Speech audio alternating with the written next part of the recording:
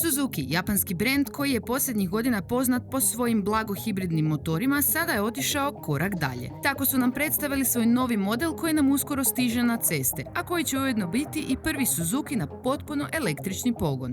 Ime mu je e-Vitara, a iako je riječ o potpuno novom i većem modelu, već po odabiru imena možemo zaključiti kako će ga krasiti sve karakteristike popularnog Suzukijevog SUV-a. I bez brige, Vitara s klasičnim pogonom i dalje ostaje, te će se prodavati uz e-Vitaru. Suzuki e-Vitara nastala je na posebnoj platformi koja je dizajnirana samo za električna vozila. Dolazit će s manjom i većom baterijom koje obećavaju doseg od preko 420 km te s elektromotorima od 144 pa sve do 184 konjskih snaga.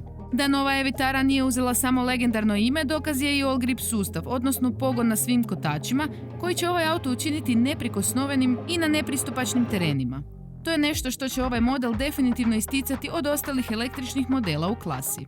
A upravo je takav i dizajn koji naglašava robustnu prirodu SUV-a i stvara osjećaj avanture, dok je fokus i dalje na jednostavnosti i lakoći korištenja, što je karakteristika i svih ostalih Suzuki vozila. Unutrašnjost također nastavlja temu dizajnerskog koncepta koji glasi vrhunska tehnologija i avantura.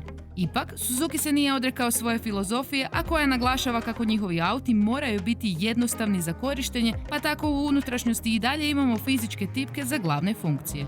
Kao i sva ostala Suzuki vozila, i e-Vitara dolazit će s bogatim paketom opreme već u startu, a koji uključuje brojne sigurnosne opcije poput automatskog kočenja i parking kamere. Da biste bili još bezbrižniji, tu je i Suzuki Pro jamstvo za vozilo od 10 godina, a što uključuje i bateriju. Suzuki je s e-Vitarom zakoračio u novu eru, što ne znači da odustaje od svojih postulata, jer, kako kažu, cilj im je ponuditi za svakoga ponešto.